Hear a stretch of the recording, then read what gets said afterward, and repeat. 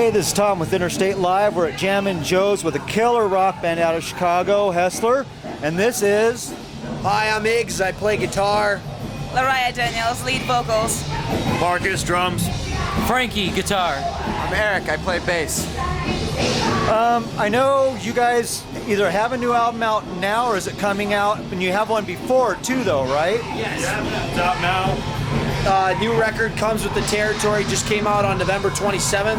It's our first full-length record and the first full record with our lineup as is. And we had a previous EP, like a 7-track CD that came out in 2011 called Bad Blood. But right now it's all about comes with the territory, and it's available on our website, iTunes, Amazon, CD Baby, you name it, they got it. Right on. So how long then total has the band been together? It's been about a year and a half. Yeah, this lineup, the band, about a year and a half. Year and a half, slugging away. And are all of you guys from Chicago? What do you mean by that? I'm okay. Home right now is Chicago. Home is Chicago for all of us, yes. For all of you. That's where we're all Currently, from. yes. Yeah. What's the music scene been like out there for you guys? Over the past, it's gone. I would say people are now more coming out to concerts than they used to. The hipster movement is still pretty good in full effect, which sucks for us because, you know, they like indie music or whatever have you. Anything we do requires them to show emotion, so they don't come to our types of concerts. But it's gotten better. It's better now than it was in 2009 or 2010.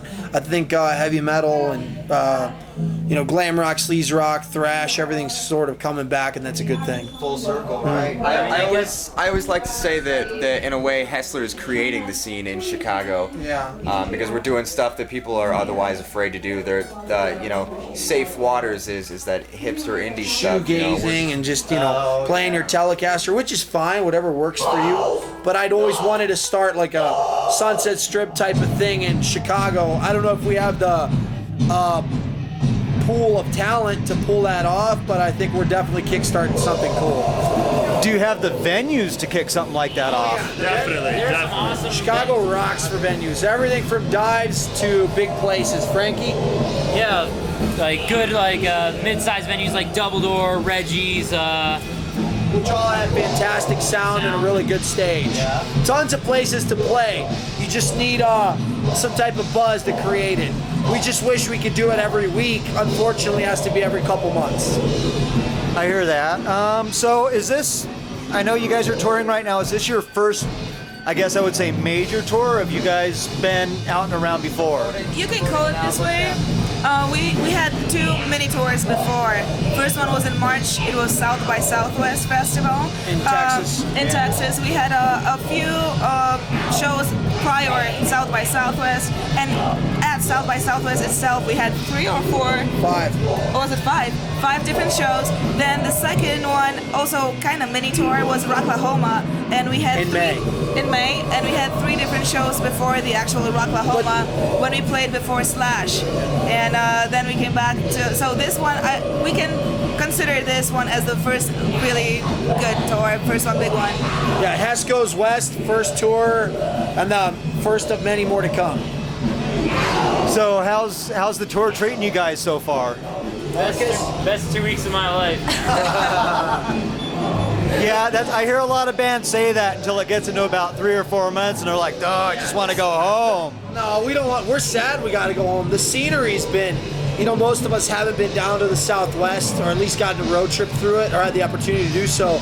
And the scenery has been unbelievable. We've done everything from feeding ostriches and donkeys to swimming in the Pacific Ocean to Snowstorms. a snowstorm in Arizona, of all goddamn places, visiting a Billy the Kid museum, and just so much more, and bonding as a band.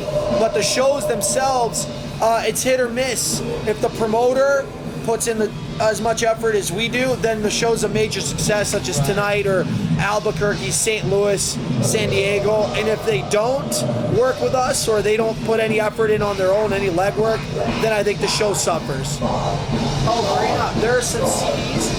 Birch been closer to the guitar in the back of it. Like that? You're right. So far then, what would be your favorite place, maybe outside of home, that you've played? Can we go per person? Sure. My favorite would have to be Rocklahoma because everybody was packed like sardines. It was outside, scorching hot, just a hot, sweaty, heavy metal mess, and we ate it up. Not to mention probably the bands you get to play with at Rocklahoma. Oh yeah, but we're part of the retrospect stage, so it's all young and hungry bands like us, and it's just full lots of energy, man. Soak it in, I have to agree. This was quite an experience. Just hitting the stage, being just live it on stage. We were soaking wet. Nobody cared. It's not about look. It's about the performance. So when people are just first saying, "Oh, you look cool," and then they forget how we look, they're like, "Oh my God, you guys just smashed the floor." So that was amazing. It was absolutely amazing. It was worth to drive as long as we did and meet new fans. Hey, our fans are right here now with us. So. It was amazing. Yeah, I would say the same thing. I mean, it was a great show. We made so many new fans off of that experience and that show that have drove so many miles to see us at different shows, different states because they saw us at Rocklahoma. It's just a great experience for the whole band as a whole. I guess for me, festivals and regular shows are kind of two different bags, Like Rocklahoma for festivals, yes, because of all the aforementioned reasons, as well as on a more personal note, Slash is the reason I picked up guitar. We got to play right before him, and kind of funny, the show that I saw him at when I was inspired was Velvet Revolver back in 2005, and the opening band was Chevelle, and they were playing the same day as Slash was and us, and so it was kind of like coming full circle. But also, as regards to regular shows, like on this tour, Albuquerque seems to have been like just the most rabid, just awesome crowd, and though it looks like Denver Denver could easily, yes, it just from how it sounds out there and how it looks out there, it seems like Denver could give Albuquerque a run for its money. But anyway, every show, it does depend on just days, venues, promoters. All these different things go into it. But anyway. I mean, yeah, I would agree with that, but I'll be the one to say, something a little different, especially for this tour. I love the vibe of the Dead Horse Saloon in San Angelo. That was really fun. So yeah, I can't wait to come back there to on a good night. It'll be cool. You guys did a weeknight last time, didn't you? Tuesday, that's just when Rowdy put us in there telling us, if we played there on a weekend, people would eat us up. So we'll be back like the Terminator. What are some of the other names that you guys have played with that people may not know? Other bands maybe from Chicago or elsewhere that you guys have just been blown away by? We're not talking big time national acts. No, not necessarily national. That we give. There's a band called Wild Street from New York. They're good friends of ours. New York City. They're kind of the kings over there. They're a really good band. Diamonds from Toronto, Canada. They're awesome. There's a couple bands that are touring bands, but not necessarily everybody knows about them. Sister Sin from Sweden. They rock. Yeah, they're good friends of ours too. And we're playing a show with them in Doro Pesh in Chicago in February. They're doing a U.S. tour again, so make sure you catch them. The Las Vegas, of course, our fellow gunslinging Chicago friends and roommates. And who else we got? Black Actress is a cool band from Chicago. Really high energy. Black Saints from Milwaukee. Trying to think of anybody else. Oh, and two Aussie bands. A band called Ragdoll and a band called Sunset Riot. They kick ass. They'll be at Rocklahoma with us again this year. Really good blokes or mates, as they say. Australia. They're from Yeah, kangaroos. Yeah, so we love them. They're good guys.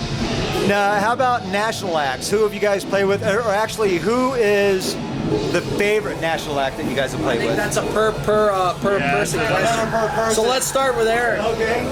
Steel Panther was a riot. I mean, that was fun. They're hilarious. And their music's incredible. And we played with them at House of Blues. Great show. It was a great time. House of Blues, sold out venue. How could you argue with that? That was really cool. And they hung out with us, and that was cool. But I mean, on not a more of a personal bands that I'm into.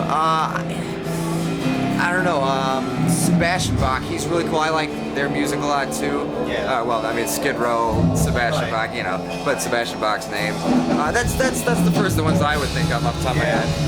I have to agree with Eric on Steel Panther for the national acts. Like, playing with them was really cool, and then they came back and partied with us, and they were real cool dudes just to hang out with and chat with and kick back some beers with, you know. So yeah, they were probably the best national act, in my opinion. I would say Sebastian Bach because his drummer right now, his touring drummer is Bobby Jarzenbach, and he's also on the new CD, Kicking and Screaming. Yeah. And I got a chance to, you know, shoot the crap with him, talk about drums and stuff, and he's been a big influence of mine for years, so that was a big, like, you know, big moment in my life for that career. I hate to say that, but I'm also not too original right here. But for me, the reason why Sebastian Bach was really fun to play 4 times was because of his vocals that always gave me shivers.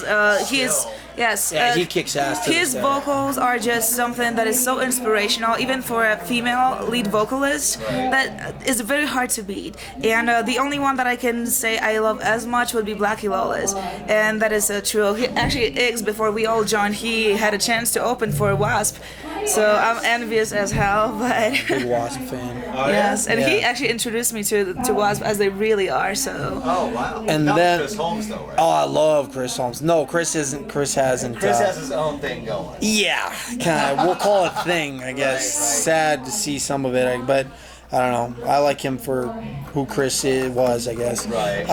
He's a big influence of mine. My favorite would have to be Loudness from Japan. Really? Just getting to open for them, and Sister Sin played with us that day, so it was a good time for me. Playing with Loudness and, you know, singing SDI and Crazy Nights, and just getting to talk to Akira Takasaki and the boys, Am and Masayoshi. Everybody was really cool, but Akira, you know, he asked me questions, and I think he's the best, one of the best guitar players of all time. Yeah. And he's sitting there, you know, I look up to him as like a fanboy, and for him to be asking me things about myself or how I play or our band and everything else, it was really cool, and I hope we get to play with Loudness again. Now on the new album, how did the writing go on that? We're gonna get a little bit more into your music. When you guys come up with songs, do you come up with the lyrics first? You guys write music around it? How does that work? It varies. On the album before, we get asked this question a lot, so it's kind of a routine for us to answer it. So we always try to say it a little bit differently. First album, I had all the songs pre-written, so we just had a mutual agreement of let's put them on CD, get them done, so we have something to put out there while we're working on stuff as a whole and learning more about each other, which is what we've done. And we're still doing that and growing as a band. On this new record, everything it varies from. It could be I had a couple other songs written before we even got into it. Frank had some ideas. It really depends. It could start off from just, for example, I came up with a riff today on stage. Eric started playing bass to it, and Marcus started adding drums to it during sound check. And we've never done that. So I don't think it's really that interesting of how we came up with those songs. I think the more interesting fact will be how we will do it in the future, the new ways we will do it. Although, if it comes to this particular record, sometimes we can just sit, even in the train, like, you know, thinking about something, or somebody called us and we got an idea for a song, and I'm starting writing lyrics and I'm sending that to Iggs, for example, and he says, hey, I got a riff for that, and then Marcus comes out with the drum. Sometimes it's just him sitting on the couch and calling me and listen, and he plays to me. Then sometimes just the rhythm section comes up with something. Now it's more like we all are, you know, trying to work on that together. So in the next record, I just cannot wait for the new one. Seldom do we say, hey, I've got this music, here are the lyrics for it. I had a couple lyrics I had written, and Frank had some music. So I'm like, you know what, let's try putting these to it.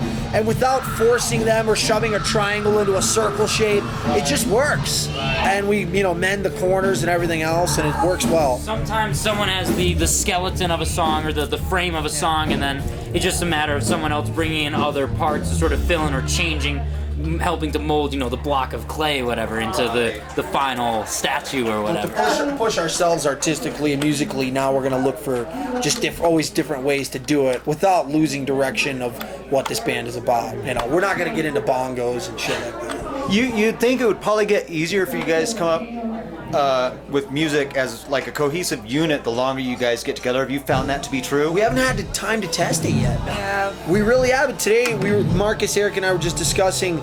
Today was the first sound check we got to play where we could. Am I allowed to swear? Yeah. Where we were allowed to dick around, and we were just, I can't remember what they were playing. They were playing some songs, and then we just started working on stuff. So, it's yeah. I don't know. So, how much longer do you guys have on tour then? 2 more shows. Yeah. Tonight, and tomorrow. Insert hysterical crying. Yeah. Yeah. Time just flies, man. Like, we were like, oh my gosh, we'll be over 2 weeks on tour. First tour, and it seems to be like long, and it's not. It just goes by so fast. So then what happens after you guys get off tour and go back Oh, home? planning another one. Depression. Yeah. That stage of depression will set in Well, until we the got a next show on starts. Right Away coming up close, which is our album release party at home with Paul Di'Anno from Iron Maiden, which I'm as excited could be about. It's his last U.S. tour. It's going to be a double door, get a good time. So we're always just looking for more and more.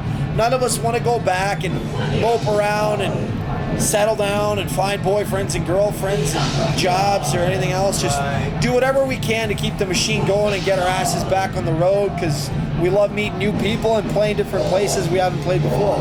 Well, it sounds like you guys are having a great time on tour, but most bands I talk to, they've always got at least one gripe, one complaint, something that they hate about being on tour. I think it has to go per person again.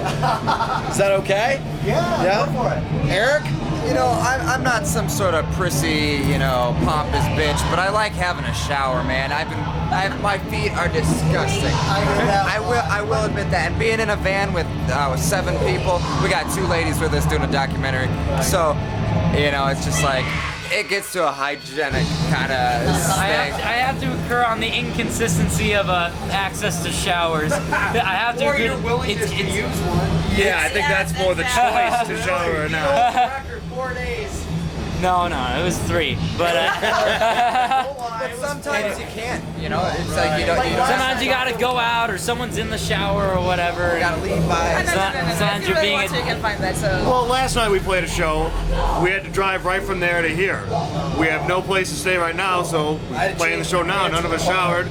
We just gotta play. My biggest gripe is just that I didn't pack enough. I packed for 1 week, and now it's 17 days. You'll know next time, though. Yeah. Going commando for all the ladies for like a week. So we were gonna do laundry, but what's the point? We're almost home. Yeah, it's no point to do it now. It's too late. So. That's a good one. I like that. I gotta say, especially being a girl in the band, is the thing that not that I super complain, but is the pizza and beer diet.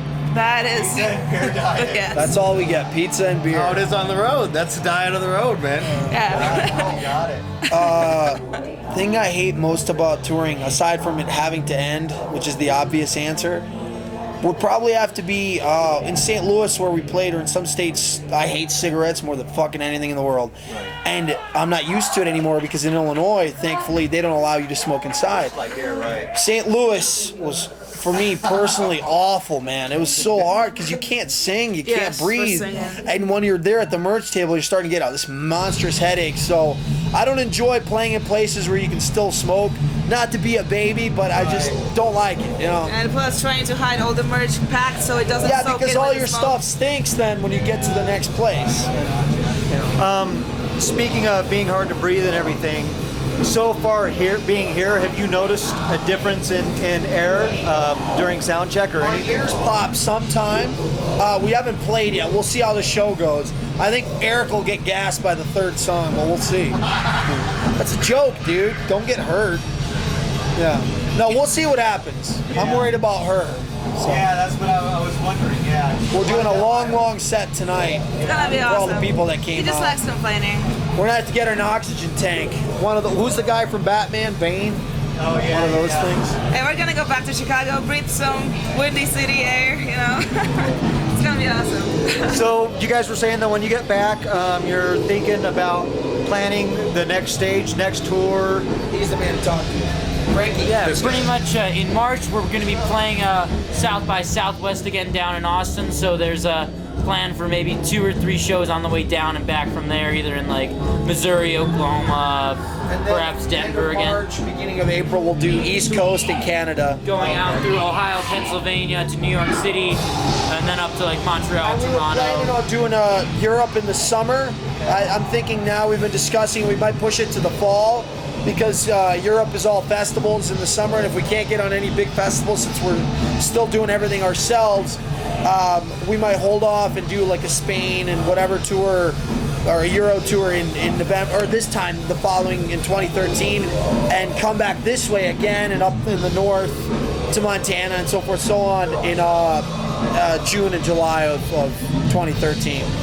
So things are in the works. They're coming. So, in other words, keep an eye out. Look for new tour dates. Don't forget about Rocklahoma 2013 as well. Yeah, we're skipping. Rocklahoma 2013. Summerfest. Well, we don't know about that yet, but most likely South by Southwest in Austin, Texas, and Rocklahoma in May.